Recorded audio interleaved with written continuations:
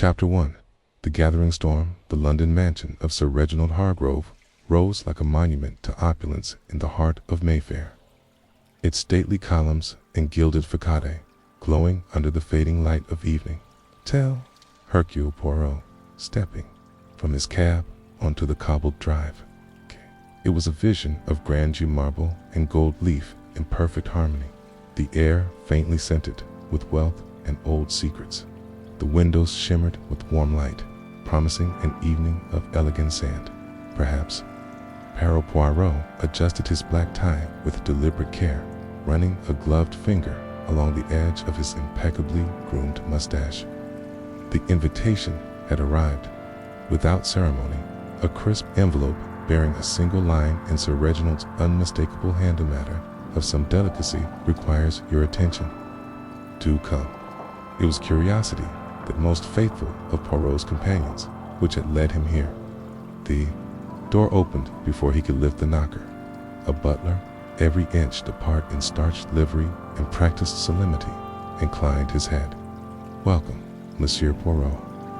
Sir Reginald is expecting you. The guests are in the drawing room. Poirot stepped inside, his eyes sweeping over the grand foyer where oil paintings of Rembrandt and Monet jostled for space with the brooding Caravaggio. Amid the celebrated masters, a small portrait caught his pale, sorrowful face, its gaze quietly imploring. Odd, he thought, a discordant note in an otherwise harmonious arrangement. He was still considering the painting when the butler opened the double doors, revealing the drawing room bathed in the golden glow of crystal chandeliers. A modest assembly of London's finest conversed in velvet tones, glasses in hand, laughter carefully measured on. At the center stood Sir Reginald Hargrove, tall and silver-haired. His presence was unmistakably. Every inch of his tailored suits spoke of wealth and restraint, while his eyes, sharp and knowing, scanned the room like an appraiser, sizing up a collection. Double quotes. Ah, Poirot, he said, his voice slicing through the soft chatter as he strode forward with practiced ease. You honor us. I trust the fog hasn't dulled your little gray sails. Poirot smiled, inclining his head with polite amusement. Not at all, monsieur. On the contrary, le brillet. It sharpens the mind. Nest C.E. pas. Sir Reginald's smile was then a flicker that failed to warm his gaze. Art is my lifeblood. Pooh, in my trade. Come, let me introduce you. He Gestoretto, a man nearby, clutching a brandy glass with a grip that suggested more than casual enjoyment.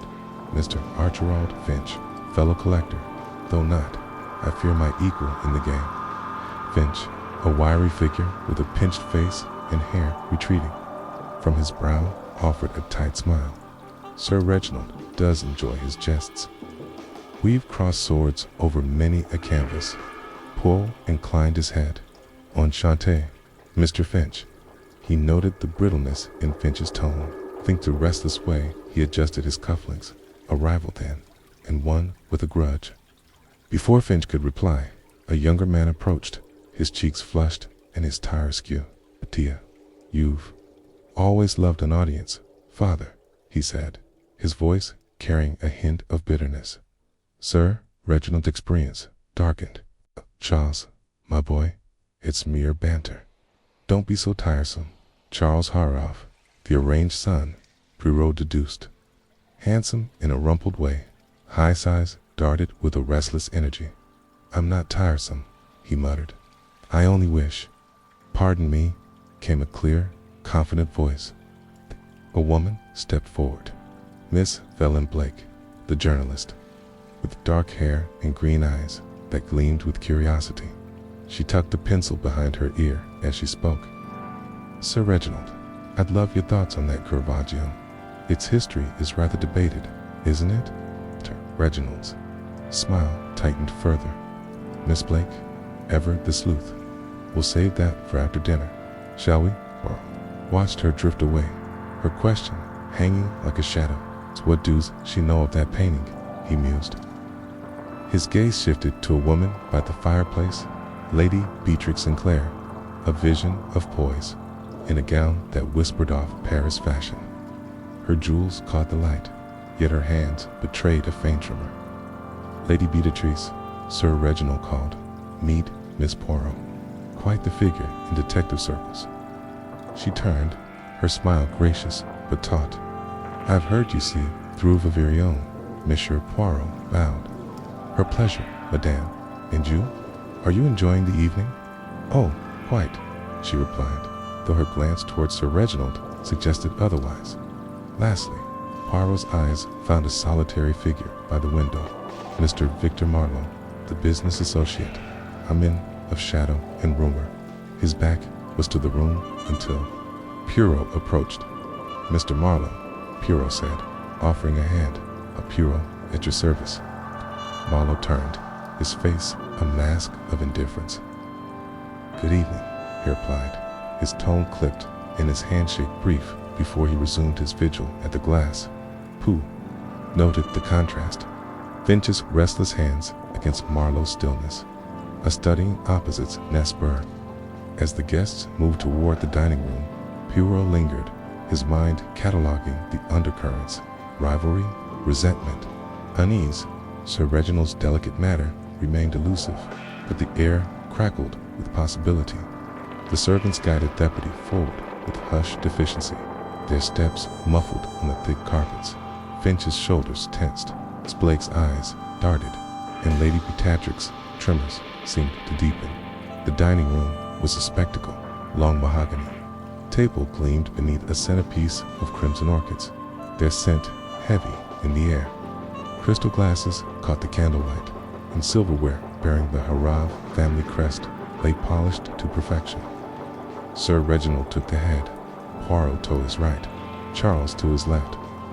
Finch sat opposite, his eyes flickering over the company. Miss Blake beside him set her napkin with care, her pencil now discreetly tucked away. Lady Beatrice and Marlowe occupied the table's far end, their silence louder than words. The first course arrived, a delicate soup, and Poirot settled back, his little gray cells humming. Something brews here, he thought. But what? As the clock struck 9, Itkind was swallowed by a sudden gust that set the candles trembling, as if the night itself held its breath. Chapter 2. A Toast to the Host. The dining room of Sir Reginald. Harrave's Mayfair mansion gleamed with a brittle splendor, its opulence undercut by a creeping unease. Crimson orchids spilled from silver vases along the polished mahogany table, their scent clawing in the still air. Candlelight danced across crystal goblets, and the Havre crest etched into every spoon. Yet the grandeur felt stifling, as though the walls, them so vast, pressed inward. Beyond the tall rain windows, a storm howled, a relentless barge of wind and water that severed the mansion from the world beyond, imprisoning its occupants in a gilded trap. Hercule Poirot, seated to Sir Reginald's right, observed the scene with the precision of a watchmaker. The soup course had vanished, replaced by roasted pheasant, its aroma mingling uneasily with the storm's damp breath seeping through unseen cracks. The guests wore smiles as thin as the porcelain beneath their knives, their voices taut against the thunderous rumble. Sir Reginald rose, glass aloft, his presence dominating the table's head. "Toast," he boomed, his tone rich with authority. "To fine company, rare art, and the pleasures that wealth affords." Glasses met in a brittle chime. Poirot's keen gaze darted among them. Gerald Finch's hand quivered as it grazed Miss Evelyn Blake's glass. "A tremor," he masked with a cough. Miss Blake's lips curved upward, her ice cold as jade. Lady Beatrix Sinclair clutched her wine stem, her fingers tapping a staccato rhythm. Nerves, perhaps, or a secret clawing to escape. Charles Harrave, to his father's left, tossed back his drink with a grimace, his knuckles whitening. "Father," Charles said, his voice a blade wrapped in silk, "why not regale us with tales of your Caravio, a masterpiece or so you claim. Sir Reginald's smile sharpened. Patience, my boy. Art is savored, not gulped like cheap jam. Miss Blake tilted her head, a predator's grace in her motion. It's a whisper, it's a forgery. Sir Reginald, a pretty lie in oils. The table stilled, the storm's roar filling the void. Finch's fork clattered against his plate, a flush creeping up his neck. Lady Beatrix's tapping ceased, her hand frozen midair. Victor Marlowe, who had been tracing raindrops on the window with his gaze, snapped his head toward the host, eyes narrowing. Sir Reginald's laugh rang hollow. Whispers, Miss Blake, the small change off smaller minds. My Caravaggio is beyond reproach. Beyond reproach, perhaps, Poirot mused, but not beyond envy or deceit. He noted the footman gliding past, a wiry youth, pale as chalk, whose fingers lingered. A heart beat too long as he set a chocolate mousse before Sir Reginald. A slip or something more. Lady Beatrice, seeking refuge from the silence, turned to Poirot. What drives a man to your profession? To see guilt in every shadow. Poirot's mustache twitched. Not guilt, madame, but truth. It hides its twitch of a hand, the pause in a breath, the little things others overlook. Marlowe leaned forward, his voice velvet over steel. And what little things catch your eye tonight, Miss Poirot? Poirot's eyes gleamed. Ah, me see, the game is young, but the gray cells, they hum with possibility. The meal pressed on, each bite shadowed by the storm's fury. Poirot mapped Theodule in his mind, Sir Reginald at the helm, Charles and Poirot as reluctant. Lieutenants Finch and Miss Blake opposite, their glances darting like fences' blades. Lady Beatrice and Marlowe, the far end islands of quiet amid the chatter. Then came the mousse, its dark surface glistening. Sir Reginald lifted his spoon, pausing to inhale its scent. Exquisite, he murmured, a faint smirk playing on his lips. He took a bite and froze. His spoon clattered to the table, his face contorting as though an invisible hand gripped his throat. A strangled gasp escaped him, and he clawed at his collar, eyes bulging with terror. Father! Charles leaped up, chair scraping the floor. Sir Reginald swayed, then crash-shed forward, his head striking the mousse with a sickening thud. Lady Beatrix's scream pierced the air. Finch shrank back, and Miss Blake's napkin fluttered to the rug, ink stained and crumpled. Poirot was at the body. In an instant, his calm, a beacon amid the chaos. He pressed said fingers to Sir Reginald's neck. No pulse, only stillness. He is dead, he announced, rising with measured grace. Silence fell, thick and suffocating, broken only by the storm's distant growl. Poole's gaze swept the room, lingering on each face. Finch's pallor, Miss Blake's clenched jaw, Lady Beatrix's trembling lips. Marlowe's unreadable stare, Charles's ragged breaths. Poisonous, it's among us, he thought, and the first thread of their web had snapped. His hand had spun it. Chapter 3. The little gray cells awakened. The dining room, once aglow with Sir Reginald Arrows' opulence, now stood in disarray, its grandeur eclipsed by the grim shadow of death. Outside, the storm battered the mansion with relentless fury, its gusts clawing at the windows as if seeking entry. Then the air thickened, the vast house shrinking into a prison of flickering candlelight and unspoken dread. Hercule surveyed the scene with his piercing green eyes, his small, neat figure. A stark contrast to the chaos. The guests sat as if carved from marble, their faces betraying or concealing secrets. Charles Harve gripped the table's edge, his knuckles white, his gaze fixed on his father's crumpled form. Lady Beatrix Sinclair's breath rasped, her fingers shredding a lace handkerchief. Victor Marlowe's cool attachment unsettly thrown, his eyes glinting with faint amusement. Archibald Finch mopped his brow with a napkin, his hands unsteady, while Miss Evelyn Blake's lips trembled, her journalist's curiosity wearing with shock. Each plays their part, Para thought. But who wears a mask? Messy, he declared, his voice a quiet blade. No one is to leave this room. A murder has been committed, and the stage must remain as it is. Charles' voice broke. Father, dead. It can't be. We miss Yorshus, Poirot said, not unkindly. And we shall see that justice is done, Miss Blake whispered. Poison, surely. The moose. As her fingers brushed her ink-stained napkin, itching to document the nightmare. Poirot's mustache twitched, a flicker of approval. Perhaps, mademoiselle, that is what the little gray cells will uncover. He turned to the butler, rigid by the door. Telephone the police, monsieur, and guard the exits. No one enters or leaves. The butler nodded and vanished into Theglum. Pooh knelt beside Sir Reginald, his gloved hands deliberate. The chocolatey mousse smeared the plate, the victim's face pressed into its ruin. A faint bitter whiff, almonds, rose beneath the sweetness.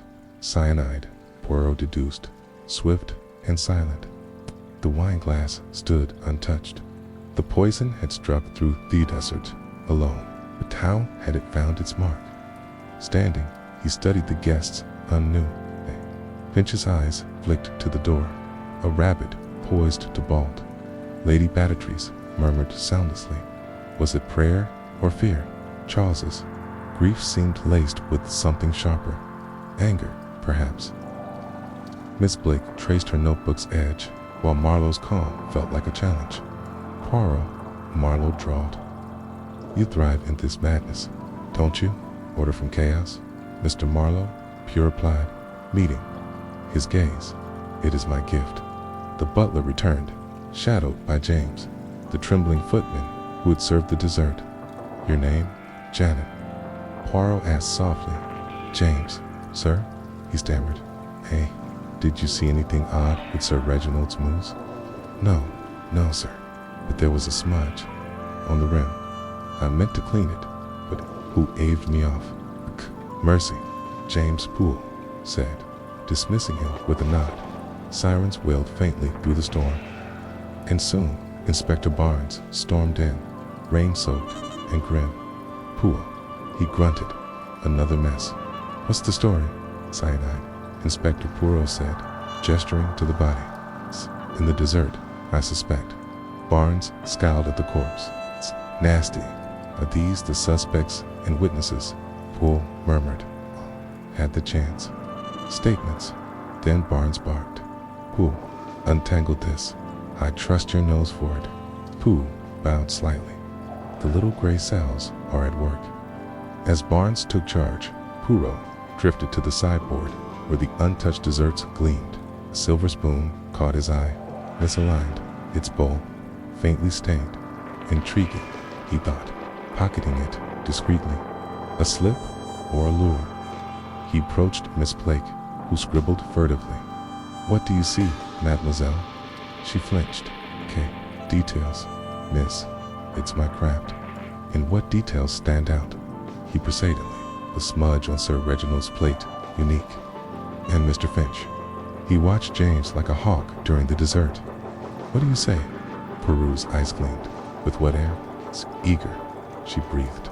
Too eager. A thread. Poirot mused. Q have a sharp eye. Mare, Moiselle. As Barnes questioned the guests, Poirot stepped into the corridor, drawn by a rustle, a whisper of movement. A shadow flitted around the corner, gone in an instant. His lips curved faintly. Someone flees, he thought, but from what or to what? The storm rumbled and Pure lingered, the puzzle tightening in his mind. The trap is set, he reflected, and the quarry will not escape. Chapter 4. The First Interviews. The dining room, once aglow with Sir Reginald Heraud's opulence, now crouched beneath a pall of death. Beyond the rain-lashed windows, the storm raged, a ceaseless dirge of wind that clawed at the panes and rattled the soul of the old house. Inside, the air thickened with unspoken accusations, the candlelight guttering fitfully, casting shadows that writhed like specters across the guests' tortured faces. Inspector Barnes issued clipped commands, his men a flurry of motion, but Hercule Poirot stood apart, his calm a beacon in the tempest, his keen eyes fixed on Charles Herrave, whose belligerent, twitching fingers bespoke a man wrestling with more than grief. "Musea shall," Poirot said, his voice a silken thread against the storm's snow. "Sesh, shall we step into the drawing room? Quieter place, I think, for the little gray cells to work." Charles gave a curt nod, his boots scuffing the parquet as he followed. His drawing room offered a fragile reprieve, velvet drapes muting the rain's drumbeat, the hearth's embers hissing. Their last, but the night's dread clung like damp. Pooh sank into a chair, his compact room radiating stillness. "Your father, Mr. Charles," he began Histon, as mild as a summer breeze. "He was a man of great force. No, one whose chapetti lives around him, perhaps not always gently." Charles prowled before the fire, his hat on, a restless giant on the wall. Force, a dictator, more like, had gripped us all, me especially, with a fist of iron and a balance sheet, every shilling accounted for, every fatality. Poirot tilted his head, a gleam in his eye.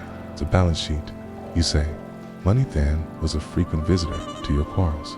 Charles froze, his jaw tightening. "What tear you getting at, Poirot?" His laugh cracked like thin ice. "Yes, we are get over. Funds. He kept me on a leash, and I've stumbled. Debts, bad choices, bad poison. I'd sooner starve than stoop to that." "Fremont." Poirot's voice remained soft, yet it probed like a stiletto. "And yet, you sat at his elbow." Closinado slipped a little something onto his plate, perhaps a trifle unnoticed amid the clatter. Charles' hands bowled into fist, veins stark against his skin. "I cared for him, damn it, despite everything. We fought, Lord, how we fought. But I'd not harm him.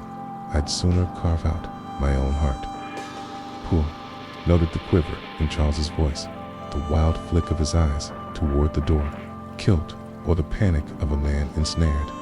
He wondered, a small thing, Misha, he added lightly. The dessert course, did it pass without incident? Charles scrubbed a hand across his face. "Funny you ask. Father's moose came late." James, that oath of a footman, fumbled a spoon, dropped it right by the table. "I barely noticed. Too busy stewing." "Most interesting," Poirot murmured, rising with a nod. "You have given mimic to ponder, Miss Charles." As Charles trudged out, his frame buoyed as if by unseen chains, Poirot's mind whirred. A dropped spoon, a deladish chance, or the deft hand of design. He filed the thought away, turning to his next quarry. Lady Beatrix Sinclair swept into the drawing room, her poise a polished mask, though her hands betrayed her, flitting from her pearls to her skirts, restless as caged birds. Poole greeted her with a bow, tease, mustache quivering faintly as he assessed her. "Madame, your kindness in aiding me is most appreciated," he said, his tone warm yet edged with purpose. "A terrible light, but the truth it will not hide forever." Lady Beatrice perched on the settee, her spine a steel rod. "Dreadful, Miss Poirot. Sir Reginald was a cherished friend." Her eyes strayed to the mantelware. A youthful Sir Reginald glared from his portrait, his gaze a silent accusation. Poirot traced her look. "A friend to you and his late wife, Clara, I believe." Her fingers tightened on her pearls, the strand clicking softly. "Yes, Clara was my dearest confidant. After her death, I tried to ease his loneliness and Charles's. But Sir Reginald was a fortress, not easily breached." "Pricimo," Poirot said, his voice a gentle lure. And at dinner, Madame, did any moment prick your curiosity? A glance, a gesture. She shook her head, then hesitated, her lips parting. Well, it was something odd. Mr. Finch, Archibald Finch, stared at the footman during the dessert service, his eyes like hawks on that moose.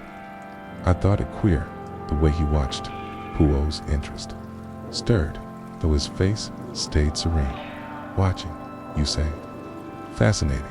In your seat, Madame, did it remain as planned? Her breath caught.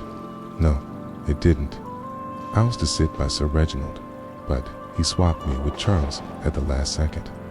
Family first, he muttered, sharp, almost cross. P.'s eyes sparkled. Sharp indeed. And had you stayed, Madame, what might you have seen or missed? Her handkerchief fluttered to her mouth, muffling a gasp. If I'd been there, perhaps. No, Poirot, cut and firm, yet kind. The if is a shadow, Madame. We chased a light. He ushered her out, her unease echoing in his mind. A seat, changed by the victim's own hand. Pourquoi? The question gnawed, a splinter in the puzzle.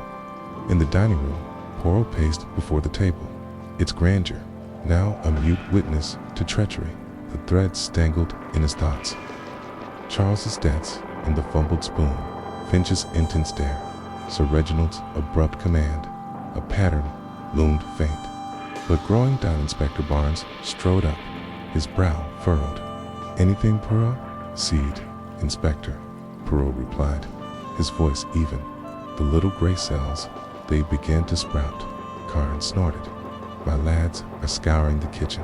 Poisons got to Bessemere. Beer, Poole said. You hunt the weapon, I the will. Yes. Barnes departed.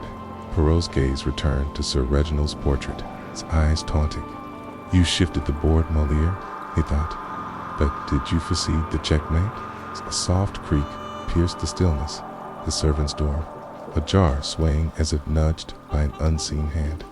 Poirot smiled faintly. A shadow stirs, he mused, but not beyond my reach. He stepped toward it, then paused, his eye catching a glint beneath the crumpled napkin. A silver dessert spoon, its bowl smudged with a dark, sticky trace. Pugh's brow arched. A clue or a cunning feint? The game, he knew, was only beginning. Chapter 5. Secrets and Suspicions.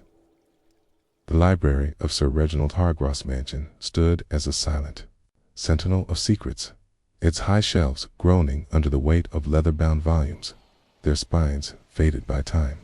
A crackling fire cast flickering shadows across their room, its warmth battling the chills seeping through the storm-battered windows.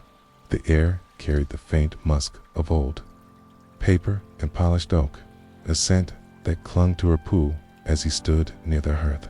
His neat figure a portrait of composure, his sharp eyes settled on Archibald Finch, who sat rigid in a wing-back chair, his thin fingers tapping an anxious rhythm on the armrest, spectacles slipping down his nose with every nervous twitch.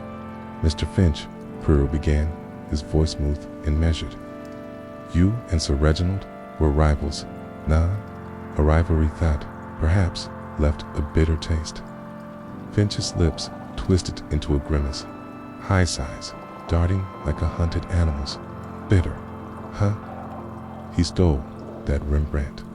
Frown rubbed it in my face like a petty tyrant. He pushed his spectacles back with a trembling hand, a gesture he'd repeated thrice already. Poirot's mustache quivered faintly, a sign of his quiet aimant. Kay, and yet you dined here, breaking bread with this tyrant. Curious, is it not? Finch's fingers stilled, his spectacles fogging with a sudden breath. I had business to settle, he muttered, adjusting the frames again. A trip to Paris looms. Nothing more. Paris, Poirot mused, his tone light but piercing. A city of beauty and secrets. What calls you there, monsieur? Finch's throat barbed, a bead of sweat glistening on his brow. A private matter, an acquisition. It's irrelevanto, this tragedy. Fremont. Poirot's smile was polite, yet High's eyes gleamed like steel. At dinner, you watched the footman with great interest. Why? Finch flinched, his hand jerking to his spectacles. Watched. Nonsense. I will cede, admiring. The moose. Superb presentation. Superb, Poirot echoed, his voice laced with irony and fatal. He stepped closer, his gaze unrelenting. Did you see anything unusual on Sir Reginald's plate? A smudge. Chocolate, perhaps, Finch stammered, his spectacles slipping once more. Nothing of note. Mercy, Poirot said, dismissing him with a nod. Finch rose and shuffled out. Poirot's eyes caught a dark stain on the man's cuff where it had grazed. The chair, a smear like paint, or perhaps something more sinister. The little gray cells they stirred, he thought. The conservatory offered a stark contrast, its glass walls trembling under the storm's relentless assault. Rain streaked the panes, blurring the lush greenery within, while the air hung heavy with the scent of damp earth and exotic blooms.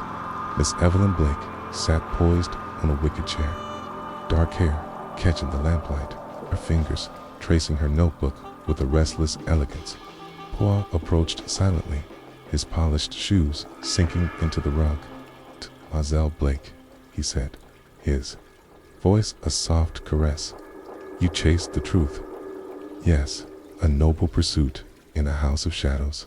She met his gaze, her green eyes sharp and assessing.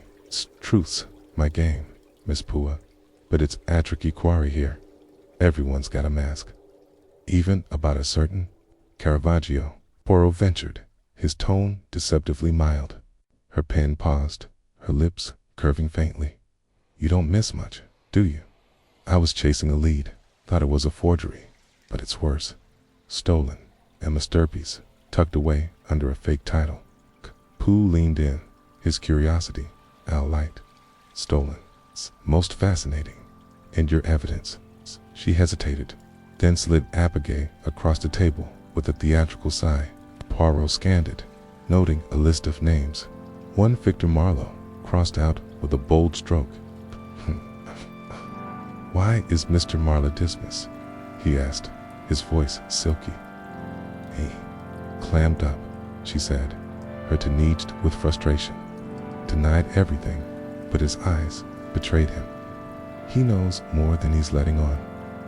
Pooh nodded, filing the detail away. "And dot dinner, mademoiselle.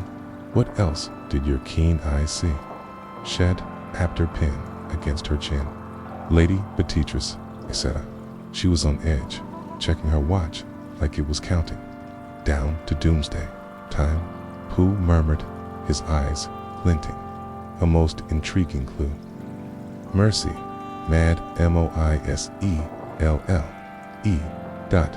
As he turned to go, a scrap of paper slipped from beneath her chair, fluttering to the floor.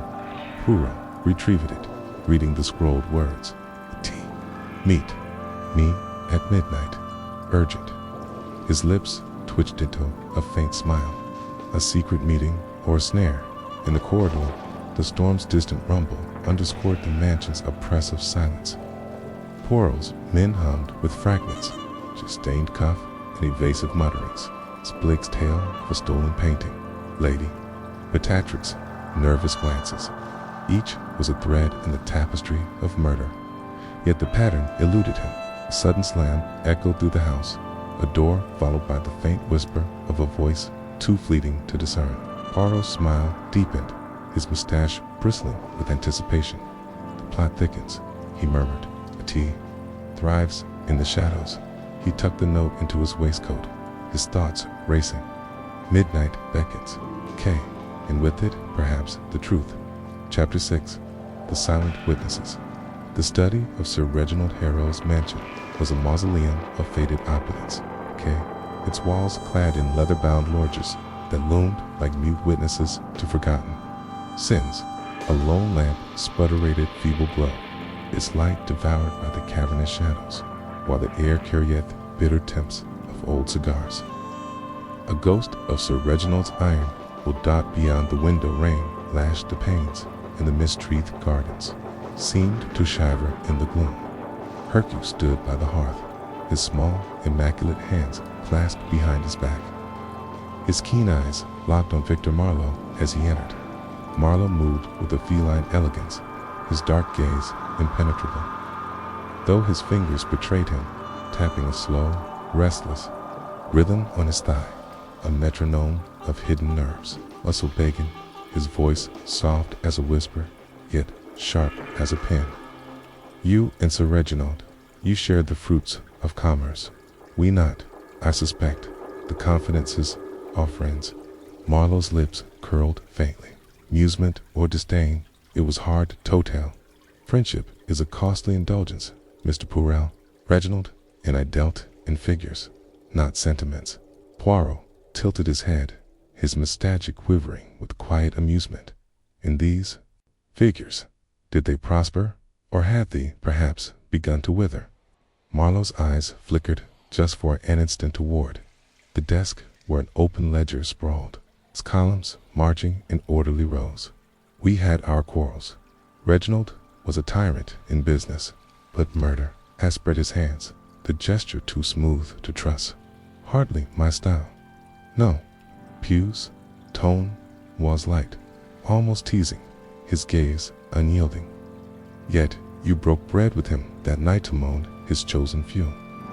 One does not dine with a foe without reason. Marlowe's fingers stilled, his jaw tightening. A negotiation, a trifle, now dust, nothing more. Meant it. Poole pressed, his voice a velvet snare. And at dinner, did nothing catch your eye? A word, a shadow. Marlowe stared past him, his voice low. Reginald was on edge, kept glancing at his watch, as if time were a noose, and that footman, nervous Claude, dropped his spoon by his chair. Reginald snarled at him like a beast.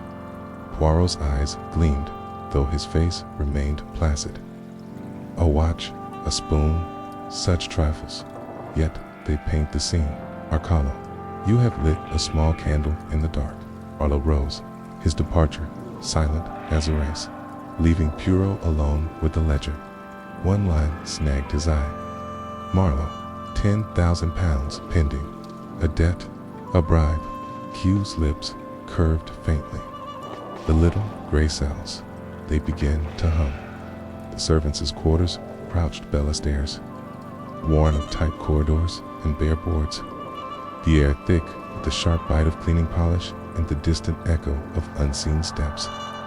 James the footman stood in the pantry, his hands twisting a rag, his face pale as chalk, his gaze darting anywhere but Poirot's. Mr. James, Poirot said, his tone gently insistent. You bore the fatal dish. We a weighty task for one so green. James nodded, his voice a shaky thread. Ha, we'll see it every night for the rest of my life, sir. Him, clutching his throat, falling like a curse. Poole stepped closer, his presence a quiet command. Tell me all, every crumb, Yorkle. The smallest mote may unlock the truth. James gulped, his hands faltering, carried the mousse from the kitchen. Nothing out there. But Sir Reginald's plate, when I set it down, there was as much a thumbprint in the chocolate, dark and wet. I moved to clean it. Buth snapped at me to leave it. Snapped. Did he? Pugh's eyes sparkled with interest, and this smudge, was it unique to his plate? Aye, sir. The others were spotless. Key puzzled me, but he broke no meddling. Curia, Poirot murmured. Hand a spoon. How did it fall?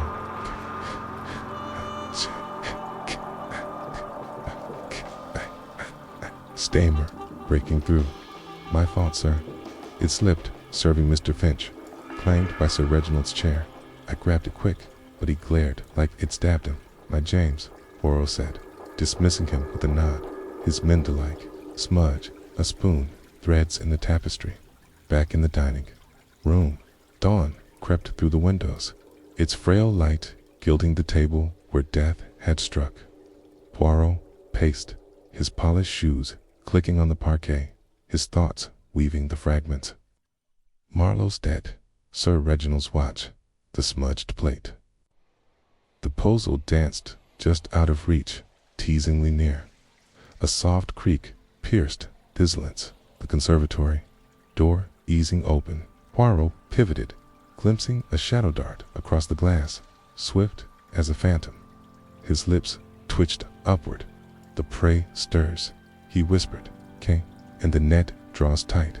His gaze fell to the table where a dessert spoon lay half veiled by a napkin, its bowl marred by a faint dark smear. P.'s brow arched, his mind racing. One spoon too many, and the Plathicans. As he slipped the spoon into his pocket, a hushed murmur drifted from the hall, urgent, fleeting, a voice wallowed by the walls. Tease's smile widened, his mustache bristling. With dialite, the truth, he mused. It whispers before it roars. Chapter 7. The web unravels. The drawing room of Sir Reginald Harris' mansion lay steeped in the one light of dawn, its crimson velvet drapes drawn tight as though guarding secrets from prying day. A grandfather clock stood sentinel in the corner, steady tick-tock slicing through the stillness, while a faint haze of cigar smoke clung to the air, a spectral remnant of Sir Reginald's domineering presence. The fire in the hearth guttered, low, casting long, restless shadows across the faces of the assembled suspects. Charles Herave, his jaw rigid, eyes flickering with a storm of grief and defiance. Lady Beatrix Sinclair, her gloved fingers strangling her pearls. Archibald Finch, perpetually adjusting his slipping spectacles with trembling hands. Miss Evelyn Blake, her journalist's composure cracking at the seams. Victor Marlowe, his dark, eyesome penotable, and James the footman, wringing a rag as though it might absolve his pallor. Hercule stood before the hearth, his diminutive frame a picture of poise, his mustache waxed to perfection, his green eyes glinting with the quiet triumph of revelation. He clasped his hands behind his back and surveyed the room with the air of a maestro about to conduct his final symphony. "Mommy," he began, his voice soft yet piercing. "We stand at the denouement of a most tragic affair. Sir Reginald Harave did not merely die. He was dispatched with a cunning that bespeaks envy, greed, in the shadow depths of the soul. The clocks, ticking, swelled a relentless pulse. Charles's fists baubled at his sides. Lady Beatrix. Pearls clicked faintly, and Finch's spectacles teetered precariously on his nose. Poirot's gaze swept theosmically, pausing on each face as if peeling back their masks. Let us set the scene. The dining table, where Sir Reginald, in a moment of caprice, insisted Miss Yachelles take the seat beside him, displacing Lady Beatrice. A trifle, you think? Charles' voice was taut wire about to snap. He said, "Family first." It struck me as odd.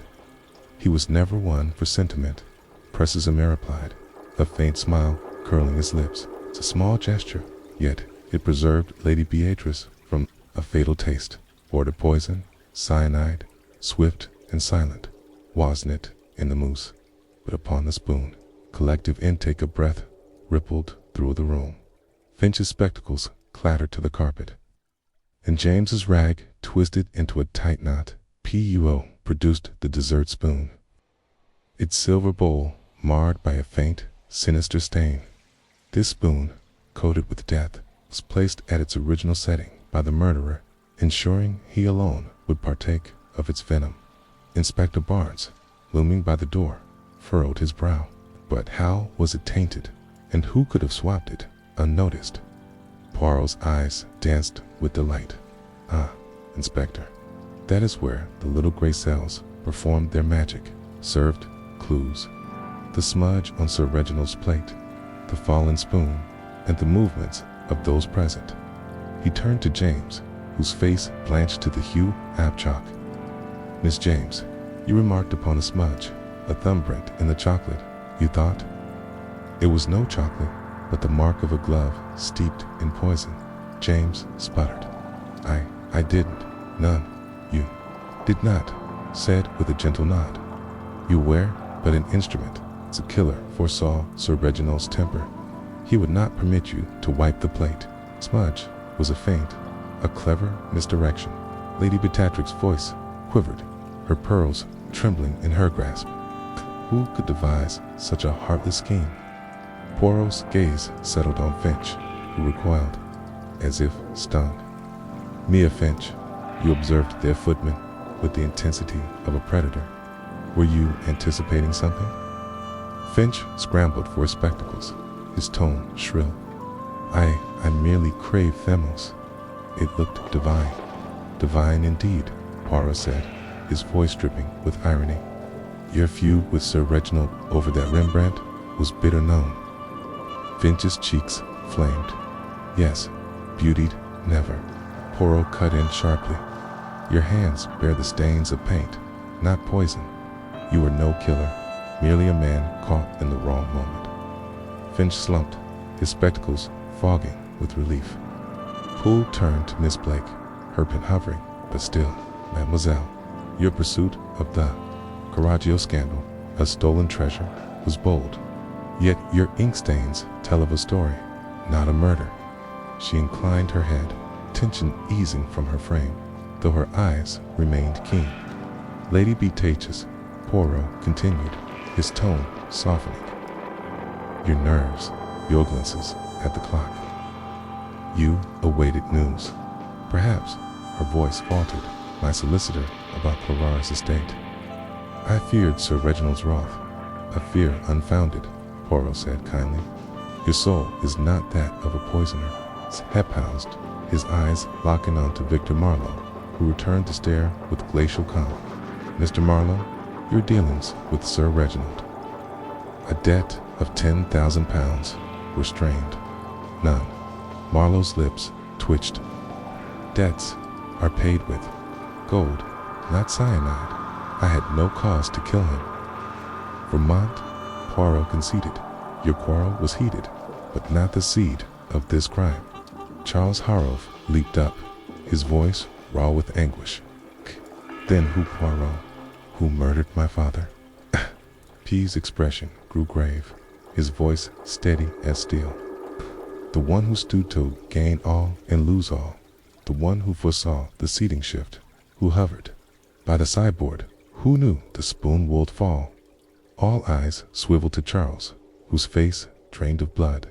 Me, you accuse me. We, Mr. Shao, Poole said, unrelenting. It was you. A stunned, hush blanketeth room, broken only by Lady Beatrix. Faint, choked sob, compressed forward, his words cutting like a blade. You planted the notion of family first in your father's mind, knowing it would place you beside him. You tainted the spoon at the sideboard, then engineered the footman's mishap to replace it with the lethal one. James's eyes widened in horror. That spoon, I dropped it because someone bumped me. I thought it an accident. No, Poirot said, his gaze fixed on Charles. I was intent. You jostled James, then, under pretense of aid, slipped the poisoned spoon into place. Charles's face twisted, fury and terror clashing in his eyes. This is madness. You've no evidence, Contraro replied, drawing a small vial from his waistcoat. In your haste, you left this in the conservatory, vial of cyanide, its cap ajar. Charles lunged, but Inspector Barnes's men seized him, wrestling his arms behind his back. Why? Lady Beatrice whispered, tears glistening on her cheeks. He was your father. Charles's laugh was jagged, his eyes wild. Father, he was. A desperate, hoarding his fortune, ridiculing my debts, poised to disinherit me. I had toped. Poirot shook his head, sorrow etching his features. There is always a choice, monsieur. Yours has woven your own noose. As Charles was hauled away, his shouts ringing through the hall, a heavy silence fell. Inspector Barnes clapped Poole on the shoulder. Masterful, Poirot. But how did you pierce the veil? Pugh's smile was modest, his eyes aglow. The little gray cells, Inspector, they discern what others miss. The spoon, the seating, the smudge, all threads in a tapestry of deceit. Hercule Poirot follows them to their end. He turned to the window where dawn's first light pierced the gloom. Yet it is not the triumph that lingers, but the pity of a son undone by the very greed decried. Chapter 8. The Final Thread. The Hargrove Financial stood in hushed stillness. The storm's fury, now a distant memory. Dawn's first light slipped through the tall windows, casting a pale golden glow across the dining room. The air carried faint scent of rain-soaked earth, and beyond the panes, a solitary bird trilled. A fragile note of peace after the night's chaos. Hercule Poirot lingered by the grand table, his gloved finger tracing the edge of a wilting orchid, its petals drooping like a mourner's veil.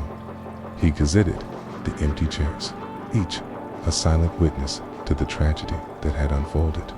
A family fractured, amused, not by fate, but by the quiet poison of greed.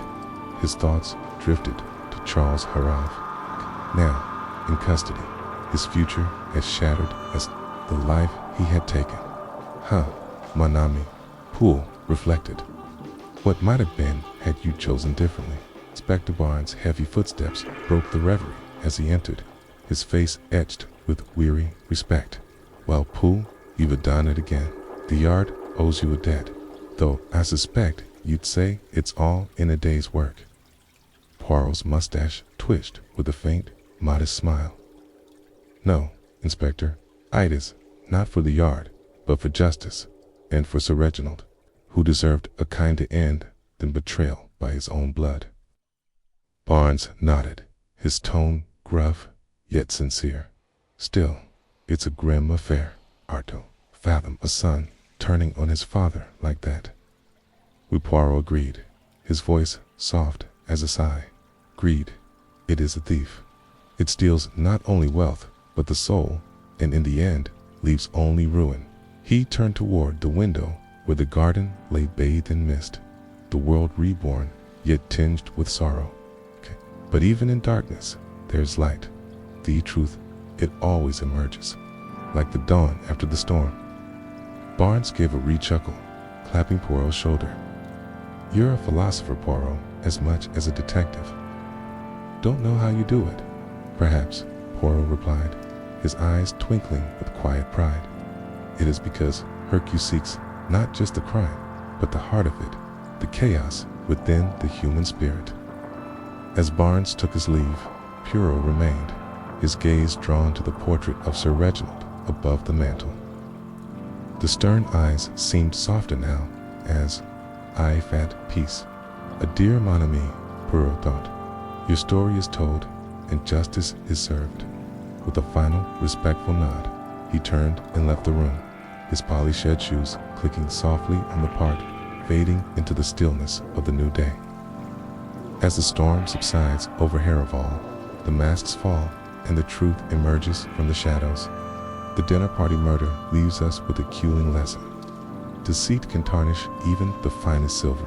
If this tale has lingered in your thoughts, dear listeners, consider lending your support.